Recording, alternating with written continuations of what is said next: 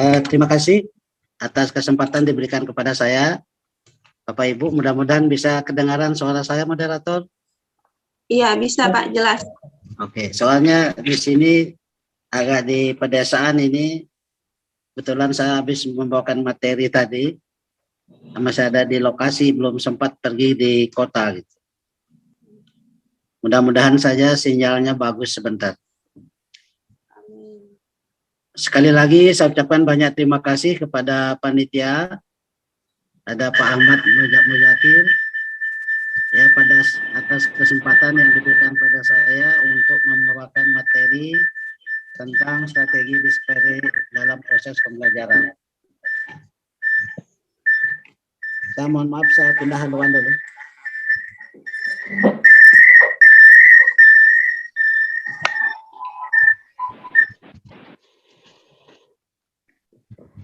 Mohon maaf Bapak Ibu, saya beralih dulu ke laptop.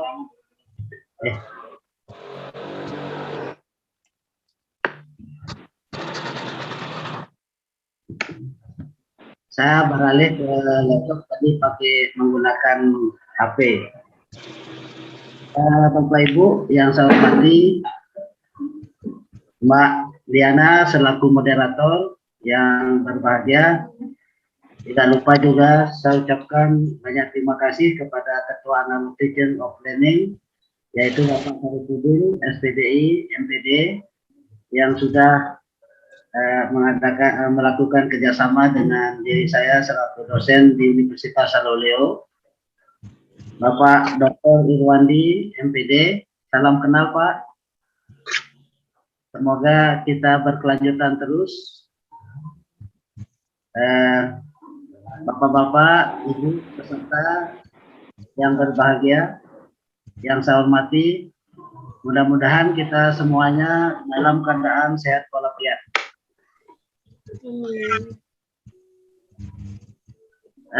Selanjutnya, Bapak Ibu, saya seperti apa disampaikan oleh moderator tadi, bahwa pada hari ini saya dipercayakan membawakan materi yaitu tentang strategi discovery learning.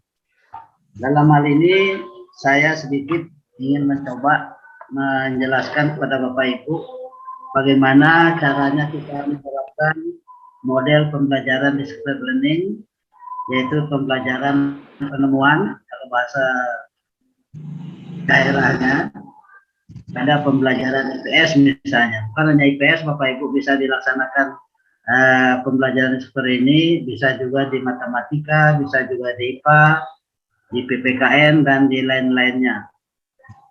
Itu juga bisa diterapkan pada SD, SMP, dan SMA. Terlebih calon-calon mahasiswa kalau memang ada yang bergabung. Lanjut. Yang melatar belakangi Bapak Ibu dalam hal ini adalah, karena seperti apa dijelaskan oleh Pak Ketua Analog tadi, di dalam proses belajar mengajar ini, seperti apa diungkapkan juga oleh Brunner, itu mementingkan partisipasi aktif dari tiap peserta didik, ya, dan mengenal dengan baik adanya perbedaan kemampuan. Hanya untuk menunjang proses belajar, perlu di lingkungan memfasilitasi rasa ingin tahu peserta didik pada tahap eksplorasi. Lingkungan ini dinamakan discovery learning environment.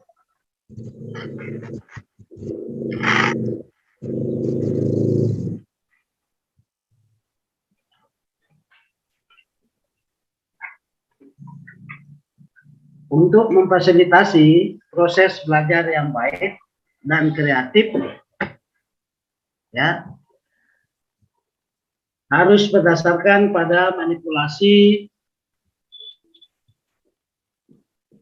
bahan pelajaran sesuai dengan tingkat perkembangan kognitif peserta didik.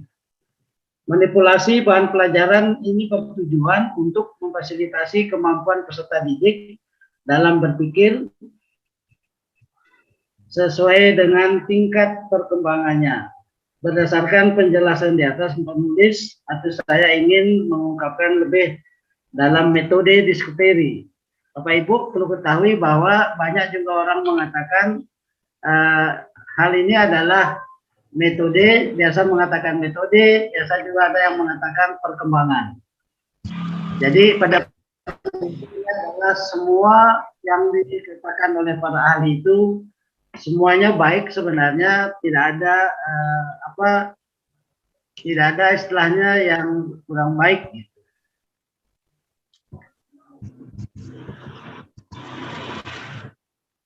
Baik itu metode maupun model, kalau menurut saya itu adalah semua cara kita, strategi kita di dalam kita melakukan berbagai macam model, berbagai macam metode yang ada. Nah,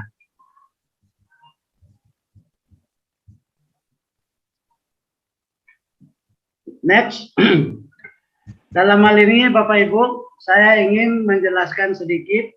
Sebenarnya ingin bertanya, apakah definisi daripada discovery?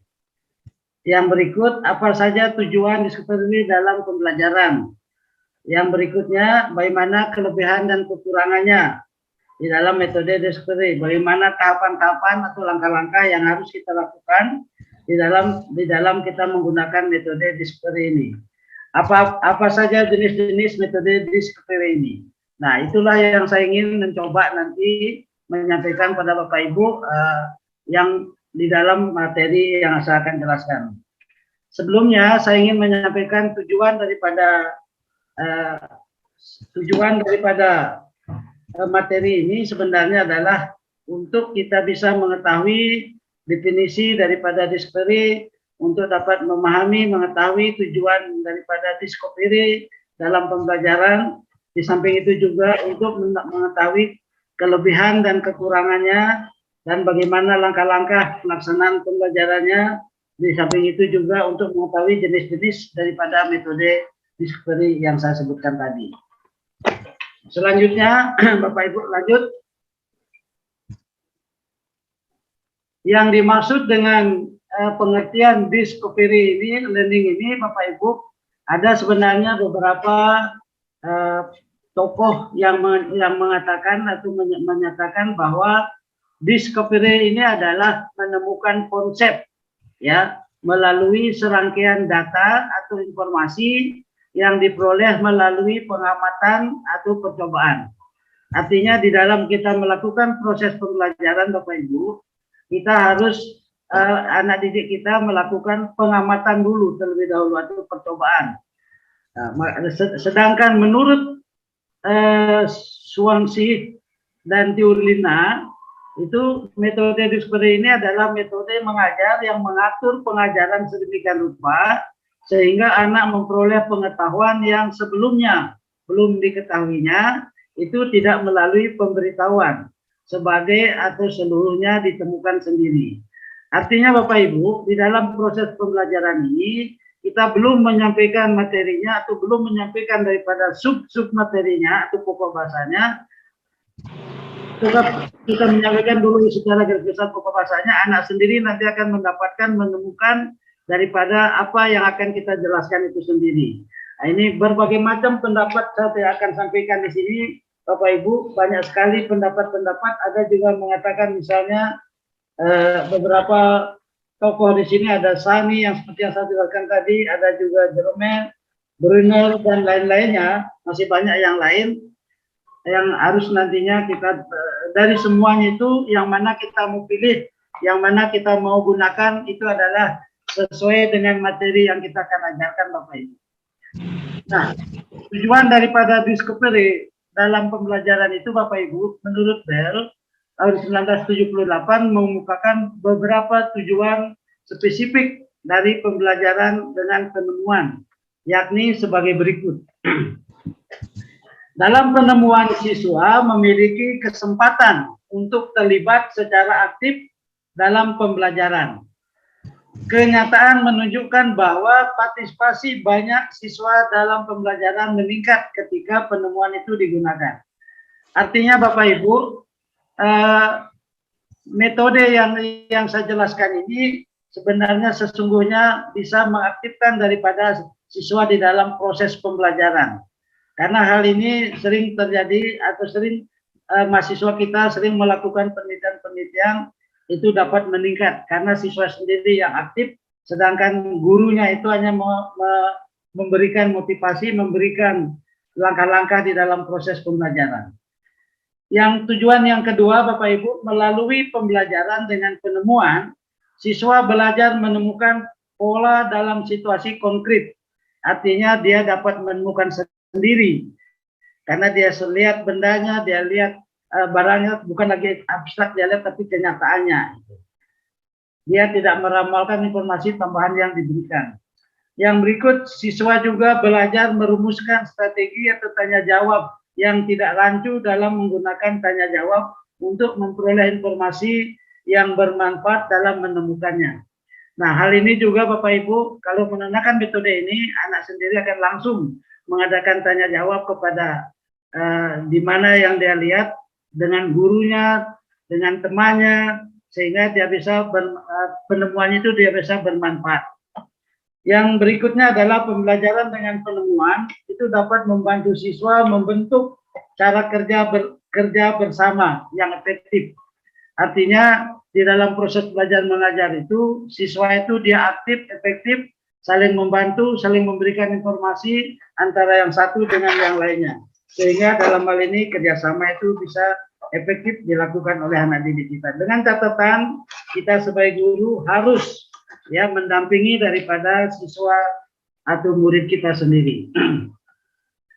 Yang berikut Bapak Ibu, saya yakin dan percaya bahwa semua metode, semua model pembelajaran yang ada ini ada kelebihan dan ada kebaikannya. Dalam hal ini saya berkeinginan jangan hanya kita melihat kekurangannya saja, mari kita lihat juga kelebihannya, karena segala sesuatunya pasti ada yang lebih, ada yang kurang. Selanjutnya, mari kita melihat kelebihan dan kekurangan daripada pembelajaran discovery learning. Kelebihannya Bapak Ibu, beberapa keunggulan metode penemuan juga diungkapkan oleh Suherman dengan kawan-kawannya sebagai berikut. Siswa itu aktif dalam kegiatan belajar sebab ia berpikir dan mengemukakan kemampuan untuk menemukan hasil akhir. Nah ini aktif siswanya Bapak Ibu. Kalau kita betul-betul dapat menggunakan metode ini. Yang berikutnya, siswa memahami benar bahan pelajaran sebab mengalami sendiri di dalam proses menemukannya. Sesuatu yang diperoleh dengan cara ini lebih lama diingatnya. Nah, itu juga daya ingatan siswa kita kalau dia mendapatkan sendiri, menemukan sendiri, dia akan lebih mengingat daripada kita sebagai guru menjelaskan di dalam kelas. Yang berikutnya adalah menemukan sendiri, menimbulkan rasa puas, kepuasan batin ini mendorong ingin melakukan penemuan lagi sehingga berminat untuk dalam hal proses belajar mengajar. Nah ini adalah beberapa keunggulan kelebihan daripada metode atau model pembelajaran discovery learning. Di samping itu juga Bapak Ibu seperti yang saya katakan tadi bahwa ada juga kelemahan atau kekurangannya. Discovery learning ini kelemahannya adalah kadangkala terjadi kebingungan pada para pembelajar atau pada siswa kita ketika disediakan semacam kerangka kerja atau semacamnya. Nah ini barangkali kekurangan daripada model pembelajaran ini. Anak kita sebaiknya sebenarnya sebelum kita mengajar harusnya sebaiknya kita arahkan dulu apa yang harus dia kerjakan. Apa-apa langkah yang harus dia kerjakan sehingga dia bisa mengerjakan, bisa menemukannya dengan sendiri. Kelemahan yang berikut adalah terbentuknya miskonsepsi. Biasa terjadi interaksinya yang kurang pas dengan temannya karena seperti saya katakan tadi, karena kurang atau dia masih bingung di dalam apa yang harus dia lakukan. Mungkin dalam hal ini kita sebagai guru belum menjelaskan hal-hal yang apa yang harus dilakukan, prosedur pelaksanaannya apa yang harus dilakukan. Nah, itu. Yang berikutnya adalah pembelajarannya lemah, mempunyai kecenderungan untuk belajar di bawah standar yang diinginkan. Dan guru seringkali gagal mendeteksi pembelajaran semacam ini, bahwa mereka membutuhkan remedial atau remedi. Dan biasa juga saya yakin dan percaya bahwa semua metode, semua model pembelajaran seperti yang saya katakan tadi, ada kekurangan, ada kelebihan. Dengan catatan saya minta pada Bapak Ibu peserta diskusi ini, mari kekurangan dalam hal ini kita bagaimana caranya kita memperbaiki diri kita di dalam proses belajar mengajar yang tujuannya supaya anak didik kita itu bisa meningkat, bisa menerima pelajaran, bisa termotivasi, bisa aktif di dalam menerima pelajaran yang kita berikan ini. Sehingga hasil yang kita inginkan itu bisa meningkat. Itu sebenarnya di salah satu kita memilih dari sekian banyak metode, sekian banyak model yang sudah ada ini. Next. Selanjutnya Bapak Ibu, saya ingin sedikit memberikan atau kita mendiskusikan tahap-tahapan dalam langkah-langkah metode DISPER ini. Yang pertama itu adalah stimulasi atau pemberian rangsangan. Artinya di dalam kita mengajar, kita harus memberikan rangsangan atau memotivasi dulu atau simulasi dulu kepada anak didik kita. Karena biar bagaimanapun rangsangan ini sangat penting untuk anak didik kita. Karena saya yakin dan percaya bahwa segala sesuatunya tanpa dirangsang tidak akan terjadi interaksi, tidak akan terjadi proses pembelajaran yang baik. Yang berikutnya adalah langkah yang berikut kita lakukan itu adalah pernyataan atau identifikasi masalah atau problem statement. Artinya kita mengidentifikasi, kita memilah-milah masalah-masalah apa yang terjadi, yang ada misalnya di dalam tema ataukah di dalam materi pelajaran yang kita berikan. Itu semuanya diidentifikasi. Langkah yang berikut adalah data collection, artinya pengumpulan data. Setelah kita tahu masalahnya, kita kumpulkanlah data-data, fakta-fakta yang ada di lapangan. Nah, dengan kita kumpulkan data itu, barulah kita mengadakan pengolahan data atau data processing. Artinya diolah data yang kita sudah dapatkan untuk kita lebih menajamkan sesuai dengan materi yang kita jelaskan tadi. Yang berikutnya adalah verification atau pembuktian. Apakah benar data-data di lapangan, apakah sesuai dengan teori yang ada. Nah, itulah kita buktikan. Dalam hal ini boleh dikatakan adalah seperti penelitian yang ringan lah untuk anak didik kita. Tidak harus pembuktiannya menganalisa apa semuanya seperti yang kita lakukan. Salah satu contoh misalnya Bapak Ibu, betul enggak pohon-pohonan itu dia misalnya meresap dari dia tidak mengakibatkan erosi misalnya. Nah, ini bisa kita buat percobaannya, buat praktiknya misalnya. Nah, itu di dalam pelajaran IPA dengan menggunakan berbagai media, berbagai bahan yang kita butuhkan gitu. Setelah kita buktikan itu ternyata terbukti, kita bawakan ke teorinya gitu. Yang berikut Bapak Ibu, barulah kita menyimpulkan ya dari hal yang sudah dijelaskan tadi. Dari pertama kita mencari merangsang dulu pada anak didik, memotivasi. Setelah itu kita mengidentifikasi masalah. Setelah itu kita mengumpulkan data, kita olah datanya. Setelah itu kita buktikan. Nah, itulah langkah-langkah yang perlu kita lakukan di dalam proses belajar mengajar. Secara tidak langsung Bapak Ibu, tidak harus misalnya yang pertama, yang kedua dan seterusnya kita lakukan. Yang mana saja yang termudah, kita memberikan materi dulu, baru kita merangsang dia, memotivasi dia, boleh juga. Kita kumpulkan datanya, kita olah datanya, baru kita identifikasi misalnya boleh. Termasuk maksud saya dalam hal ini adalah sesuai dengan kemudahan Bapak Ibu di dalam proses belajar mengajar. Yang penting yang kita inginkan di sini adalah bagaimana di dalam proses belajar mengajar ini anak didik kita sendiri yang aktif, yang kita sebagai gurunya hanya memotivasi, kita meluruskan, yang bengkok kita luruskan, yang salah kita benarkan, ini jalan keluarnya. Jangan dengan mengadakan model metode DISPER ini, kita lepas semuanya, kita tinggalkan anak didik itu yang kurang bagus Bapak Ibu. Saya yakin dan percaya Bapak Ibu guru di seluruh Indonesia, terutama peserta ini, sudah melakukan hal semacam ini sebenarnya. Hanya mungkin kita tidak mengatakan bahwa ini adalah metode atau model discovery yang saya gunakan. Ternyata setelah kita lihat teorinya, oh ternyata ini adalah teori dari metode discovery, misalnya metode learning. Misalnya. Yang berikut Bapak Ibu, jenis-jenis metode discovery learning. Swansea dan Tiurlina itu dalam bukunya mengatakan bahwa metode penemuan atau pengajaran penemuan dibagi menjadi dua jenis, Bapak Ibu. Ada penemuan murni pada pembelajaran, dengan penemuan murni ini pembelajaran terpusat pada siswa. Nah, itu namanya penemuan murni, karena semuanya siswa yang melakukannya dan tidak terpusat pada guru. Kegiatan penemuan ini hampir tidak mendapatkan bimbingan guru. Artinya kita hanya memberikan ramu-ramu saja, langkah-langkahnya dalam hal apa yang dia lakukan siswa kita, dia sendiri yang menemukan, dia sendiri mendapatkan. Kita hanya membimbing, nanti terakhirnya barulah kita menjelaskan apa yang telah dia temukan. Ada juga yang kedua Bapak Ibu, jenis penemuan terbimbing. Pada pengajaran dengan penemuan terbimbing ini, guru mengarahkan tentang materi pelajaran berupa petunjuk arahan. Nah ini, kalau menurut saya terbimbing dengan yang murni ini barangkali kita harus serasikan, seimbangkanlah.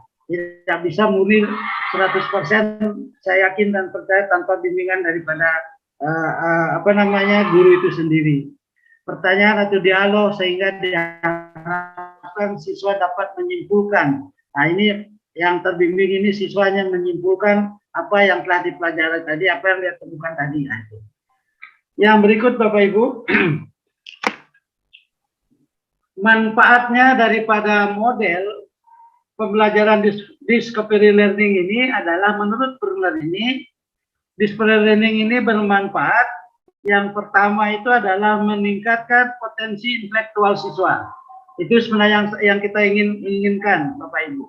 Bagaimana caranya meningkatkan hasil belajar, potensi siswa, artinya yang dia miliki pada siswa itu sendiri. Caranya bagaimana kita memotivasi, kita memberikan kebebasan dia untuk berpendapat, kita berikan dia untuk bertanya jawab dengan temannya. Nah, itu salah satunya. Sehingga dia bergerak atau dia berani untuk menyampaikan apa yang ada pada dirinya sendiri. Perpindahan yang kedua adalah perpindahan dari pemberian reward ekstrinsik dengan intrinsik, itu artinya yang dari luar ke yang ke dalam. Artinya kita memotivasi dia, berikan pujian, berikan dia memotivasi lah, penghargaan pada siswa kita, yang dari luar maupun yang dari ke yang dalam. Yang berikut manfaat berikutnya adalah pembelajaran menyeluruh melalui proses menemukan, ya, pembelajaran menyeluruh melalui proses menemukan. Artinya dari materi yang kita sampaikan itu secara keseluruhan di dalam proses menemukan itu juga manfaat daripada metode discovery learning ini. Yang berikut adalah alat untuk melatih memori. Saya yakin percaya, apalagi kalau anak SD, Bapak Ibu, kita sebagai guru harus menggunakan media pembelajaran atau alat peraga pembelajaran, alat peraga. Kalau mengajar IPA ya ditambah dengan bahan, karena alat dengan bahan itu beda Bapak Ibu. Kalau alatnya itu tidak habis, yang itu biasa disebut dengan media, gambar-gambar misalnya dan lain-lain, peta, sedangkan bahan itu misalnya air, itu akan habis. Nah itu bedanya di IPS dengan di IPA misalnya.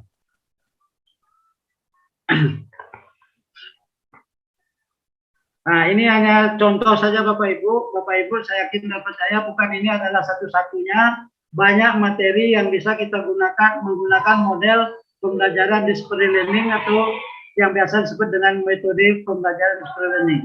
Bukan hanya IPS, tadi saya sudah singgung, bisa juga mata pelajaran IPA, bisa juga mata pelajaran matematika, bisa juga mata pelajaran PPKN, bisa juga mata pelajaran bahasa Indonesia. Saya yakin dan percaya semua teman-teman, saudara-saudara guru-guru yang hebat ini sudah melakukan seperti yang saya katakan tadi. Hanya kita biasanya terlalu kaku, padahal kita sudah lakukan. Hanya kita tidak tahu namanya. Setelah kita melihat teorinya, oh ternyata ini adalah teorinya model pembelajaran discovery learning misalnya. Nah itu. Next. Jadi penjelasan saya dari awal tadi Bapak Ibu, dapat saya simpulkan bahwa pembelajaran discovery merupakan metode pembelajaran kognitif atau pengetahuan yang menuntut guru untuk lebih kreatif menciptakan situasi yang dapat membuat peserta didik belajar aktif menemukan pengetahuannya sendiri. Masuk juga.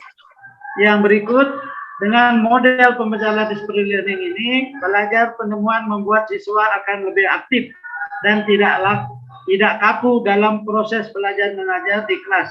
Khusus pada mata pelajaran matematik misalnya, mata pelajaran IPS misalnya, atau mata pelajaran PPKN atau bahasa Indonesia atau mata pelajaran IPA. Nah, ini khususnya dalam jenjang pendidikan dasar Bapak Ibu. Di hati guru SMA juga sebenarnya bisa harus kita lakukan juga. Jangan hanya dalam hal ini sering kita dengar informasi bahwa kita hanya ceramah saja. Nah, itu bukan lagi zamannya Bapak Ibu. Nah, yang selanjutnya saya sarankan terutama kepada calon-calon pendidik atau calon mahasiswa, kalau ada yang ikut di sini, perlu untuk mengetahui dan memperdalam pemahaman mengenai berbagai metode belajar, termasuk metode belajar display learning, sehingga dapat memperbanyak pengalaman sebagai model atau modal menjadi guru yang profesional. Sekali lagi saya sarankan pada calon pendidik, jangan hanya metode, model pun juga banyak sekali Bapak Ibu, lebih 100 mungkin kalau kita gabung metode, model pembelajaran, pendekatan, ya strategi dalam belajar mengajar itu penting sekali. Supaya aktif siswa kita sebagai guru juga aktif, sehingga proses belajar mengajar itu hasil belajarnya bisa meningkat. Yang terakhir, saran saya kepada Bapak Ibu sebagai tenaga kependidikan, mohon maaf saya tidak menggurui, hanya sekedar saja menyampaikan kepada Bapak Ibu yang sudah melakukan sebenarnya. Hanya saya mengingatkan, kita sebagai guru atau tenaga kependidikan sebaiknya bukan lagi sebagai pusat proses pembelajaran. Tetapi yang terpenting adalah memfasilitasi